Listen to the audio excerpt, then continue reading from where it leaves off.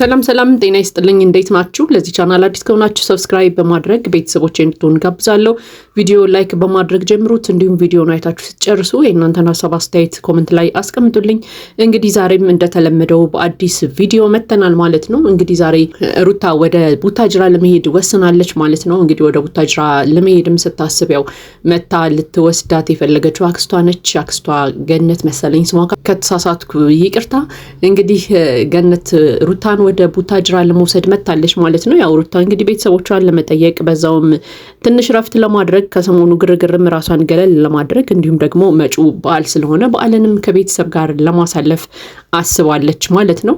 እንግዲህ ይሄንን ነገር ያው ለአብርሃም ለማሳወቅ ወስናለች። ምክንያቱም አብርሃም ልጁን በሳምንት 3 ቀን የማየት መብት እንደተሰጠው በፍርድ ቤት እንግዲህ እናውቃለን ሁላችንም። ይህንንም አስመልክቶ እንግዲህ እሱ ሄዶ ልጁን ለማየት ሲፈልግ ቤት እንዳያጣትና ወደ ህግ ቦታ ሄዶ ልጄን ይዛብኝ ጠፋች ምናምን እንዳይል በሚል እሳቤ እንግዲህ ልታሳውቀው ወስናለች ማለት ነው ለአብርሃም። ስለዚህ አብርሃምን እንግዲህ ደውላ ጠርተው መጥቷል ማለት ነው። እንግዲህ ዛሬ አብርሃም ላይ ያየነው ሪአክሽን እጅግ በጣም የሚገርም ነው፣ ወይ ደግሞ ማናችንም የማንጠብቀው ነገር ነው። ምክንያቱም ሰው በዚህ ልክ የሰውን መብት መጋፋት እንዴት ይችላል የሚለው ነገር ሁላችንም ላይ አግራሞትን ፈጥሯል ማለት ነው። ለማንኛውም ግን አብርሃም መጥቷል። እንግዲህ ሩታም ለአንድ ለሁለት ወር ቤተሰብ ጋር ለመሄድ ወስኛለሁ፣ እናቴና ያለው በዛውም እህት ወንድሞች አሉ፣ ቤተሰቦች አሉ፣ እነሱ ጋር ቆይቼ በዓልንም አሳልፌ እመለሳለሁ ብለዋለች ማለት ነው። እንግዲህ አብርሃም ይሄን ነገር ሲሰማ አብዷል ማለት ነው። አትሄጅም ከዚህ ቤት ንቅንቅ አትይም እያለ እንግዲህ ሲያወራ ሰምተናል ማለት ነው። ለማንኛውም ግን ሩታ ከቦታ ቦታ የመንቀሳቀስ መብት አላት። ማንም ሰው በዚህ ሂጂ በዚህ ውጪ ሊላት አይችልም። ምክንያቱም ይሄ የራሷ መብት ነው። ሩታ አይደለም ለአንድ ለሁለት ወር ቤተሰቦቿን ለማየት ይቅርና መብቷ ነው። ቡታጅራ ሄዳ የመኖር ራሱ መብት አላት። የትም ቦታ ላይ ሄዳ የመኖር መብት አላት። አብርሃም ልጁን ማየት እስካልከለከለችው ድረስ ማለት ነው። እና አብርሃም ምንድነው ሲል የነበረው እኔ ልጄን ማየት እፈልጋለሁ፣ ልጄን እንዴት ነው ማየው አንቺ ከሄድሽ ምናምን እያለ ሁላ እንግዲህ ማስጠንቀቂያዎችን ሁላ ሲሰጣት ሰምተናል ማለት ነው። በነገራችን ላይ የሰው ድንበር የሚባል ነገር አለ። ስለዚህ ያንን ድንበር ደግሞ መጋፋት የለብንም ሁላችንም ማናችንም ብንሆን ማለት ነው። አብርሃም ልጁን የማየት መብት አለው። መብት አለህ፣ በቃ አልከለከለችህም። ልጅህን እንዳታይ አላለችህም። ልጅህን እንዳታይ እስካላለችህ ድረስ ሩታ የትም ቦታ ሄዳ የመኖር መብት አላት። በነገራችን ላይ አንተ እኮ ሩታ ጋር አይደለም ልጅህን ቴኬር እያደረክ አይደለም ያለኸው። ልጅህን በሚፈልገው ሰዓት እያገኘኸው አይደለም ያለኸው አይደለ? በፈልክ ሰዓት ነው መተህ የምታየው። ሩታ ግን 24 ሰዓት ሰዓቷን ሰጥታ ልጇን እያሳደገች ልጇን እየተንከባከበች ያለች ሴት ነች። ስለዚህ አሁንም ቢሆን አንተ የትም ቦታ ዙረህ ትመጣለህ፣ ልጅህን አይተህ ትሄዳለህ። ሩታ ግን እንደ ሮቦት አንድ ቦታ ቁጭ ብላ እንድትጠብቅህ አትጠብቅ። ምክንያቱም እሷም ሰው ነች።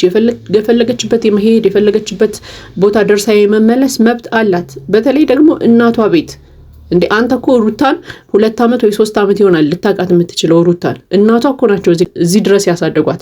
እናቷን የመንከባከብ እናቷን የመጠየቅ ግዴታ ሁላ አለባት ሩታ። ይሄን እንዴት አታውቅም? እናቷ እኮ እዚህ ደረጃ ድረስ አድርሰው ላንተ ሰጡ ማለት ሸጡልህ ማለት አይደለም። ይሄንን ማወቅ አለብህ። እኔ አንዳንዱ ወንዶች አስተሳሰባቸው ሁላ እጅግ በጣም ነው ግራ የሚገባኝ፣ በጣም ነው የሚያናደደኝ። አንዲትን ሴት ልጅ ስላገቧት የገዟት የሚመስላቸው ሰዎች አሉ። እናቷ ወደው ፈቅደው ልጃቸውን አንተ ጋር በትዳር እንድትኖር አንተ ጋር ወደፊቷን እንድትመሰርት አንተ ጋር ልጆችን ወልዳ አብራ ቤተሰብ እንድትሆን ወደው ፈቅደው እንጂ የሰጡህ ገዝታቸው አይደለም ከእናቷ የወሰድከው። ስለዚህ እናትሽን አታይም፣ ቤተሰቦችሽን አትጠይቂም፣ አትሄጅም ምናምን የማለት መብት የለህም። ሶሪ በጣም ዛሬ ስሜታዊ ኮንኩ ማለት ነው። እጅግ በጣም ስላናደደኝ ነው። ምክንያቱም እንዴት ሰውን እናትሽ ቤት አትሄጅም ቤተሰቦች ጋር ዘመዶች ጋር የመሄድ መብት የለሽም ብሎ እንዴት ክርክር ይገጥማል ሰው? ይሄ በጣም ነው የሚያሳዝነው። እናቷ እኮ ናቸው ብዙ መስዋዕትነትን ከፍለው እዚህ ደረጃ ድረስ ያደረሷት። ስለዚህ አይደለም ያንተን ልጅ መያዝ ያንተን ልጅ መንከባከብ ብቻ አይደለም፣ እናቷን የመንከባከብ የመጦር ግዴታ አለባት ይችልሽ። ስለዚህ እናቷ ጋር ሂዳ ተቀምጣ ትመጣለች፣ መብቷ ነው። ማንም አይከለክላትም። እድሜ ዘመኗን ከዚህ በኋላ እናቷ ጋር ልኖር ካለች ራሱ መብቷ ነው። ምክንያቱም አንተ ጋር ተፋታችኋል፣ ተለያይታችኋል። በቃ አንተ ሌላ ሴት ጋር ነው ያለኸው። አንተ እናቷ ጋር አባቷ ጋር ቤተሰቦቿ ጋር መሄዱ አይገርምሃል እንዴ? ገና እኮ ካንተ ጋር ስለተለያየች ልጅህን ይዛ እኮ ሌላው እንዳግብታ ልትኖር ነው። ይሄም እኮ የሩታ መብት ነው። በቃ ያንተን ልጅ ይዛ ሌላ ወንድ አግብታ ልትኖር ነው።